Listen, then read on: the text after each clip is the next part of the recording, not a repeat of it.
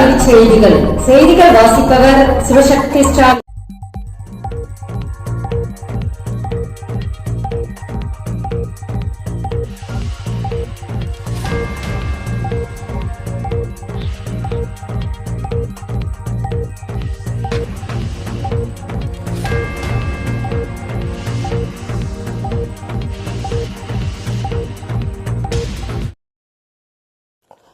அரையாண்டு தேர்வு ஒத்திவைப்பு. வெள்ளத்தால் பாதிக்கப்பட்ட கடலூர், விழுப்புரம், திருவண்ணாமலை ஆகிய 3 மாவட்டங்களில் அரையாண்டு தேர்வு ஒத்திவைக்கப்படுகிறது. அடுத்த ஆண்டு ஜனவரி 2 தொடங்கி 10ஆம் தேதிக்குள் தேர்வை நடத்தி முடிக்க உத்தரவிடப்பட்டுள்ளன. திட்டமிட்டபடி அரையாண்டு விடுமுறை இந்த 3 மாவட்டங்களுக்கு பொருந்தும் என பள்ளிக்கல்வி இயக்குநர் உத்தரவிட்டுள்ளார்.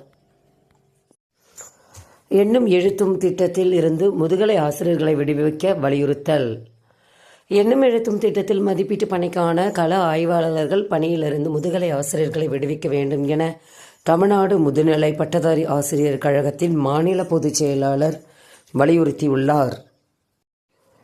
சிபிஎஸ்இ 10 மற்றும் 12ஆம் வகுப்பு செய்முறை தேர்வுகள் ஜனவரியில் தொடக்கம். வழிகாட்டு நெறிமுறைகள் வெளியீடு.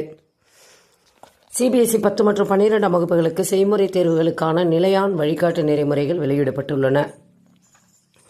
2024 கல்வி அமர்வுக்கான செய்முறை தேர்வுகள், திட்டப்பணிகள் மற்றும் உள் மதிப்பீடு ஆகியவை இந்தியாவிலும் வெளிநாட்டிலும் உள்ள அனைத்து சிபிஎஸ்இயில் இணைக்கப்பட்ட பள்ளிகளுக்கு ஜனவரி 1, 2025 முதல் நடைபெறும் என தெரிவிக்கப்பட்டுள்ளன.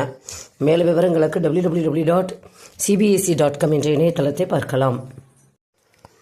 இந்தியாவில் படிக்கும் வெளிநாட்டு மாணவர்கள் எண்ணிக்கை மீண்டும் அதிகரிப்பு. கொரோனா பெருந்தொற்று காலத்திற்கு பிறகு இந்தியாவில் படிக்கும் வெளிநாட்டு மாணவர்கள் எண்ணிக்கை மீண்டும் அதிகரித்துள்ளது. வெளிநாட்டு மாணவர்களை ஈர்ப்பதற்காக உலக தரத்தில் கல்வியை வழங்க மத்திய அரசு பல்வேறு திட்டங்களை செயல்படுத்தி வருகின்றன. குறிப்பாக இந்திய மற்றும் வெளிநாட்டு உயர்கல்வி நிறுவனங்கள் இணைந்து செயல்பட யுஜிசி அனுமதி வழங்கி குறிப்பிடத்தக்கது. தட்டச்சு சுருக்கெழுத்து தேர்வுகளுக்கு வரும் பிப்ரவரி முதல் புதிய பாடத்திட்டம் அமல். தொழில்நுட்ப கல்வி இயக்ககம். தட்டச்சு சுருக்கெழுத்து கணக்கியல் தேர்வுகளுக்கு வரும் பிப்ரவரி முதல் புதிய பாடத்திட்டம் அமல்படுத்தப்படும் என தொழில்நுட்ப கல்வி இயக்ககம் தெரிவித்துள்ளது. மாநில தொழில்நுட்ப கல்வி இயக்ககம் சார்பில் தட்டச்சு சுருக்கெழுத்து கணக்கியல் ஆகிய தொழில்நுட்பங்கள் தேர்வுக்கு ஆண்டுக்கு 2 தடவை நடத்தப்பட்டு வருகின்றன. இளநிலை, முதுநிலை, இடைநிலை, அதிவேகம் என பல்வேறு நிலைகளில் நடத்தப்படும் இத்தேர்வுகள் ஆண்டுதோறும் ஆயிரக்கணக்கார் எழுதி வருகின்றனர். செய்திகள் நிறைவடைந்தன. வணக்கம்.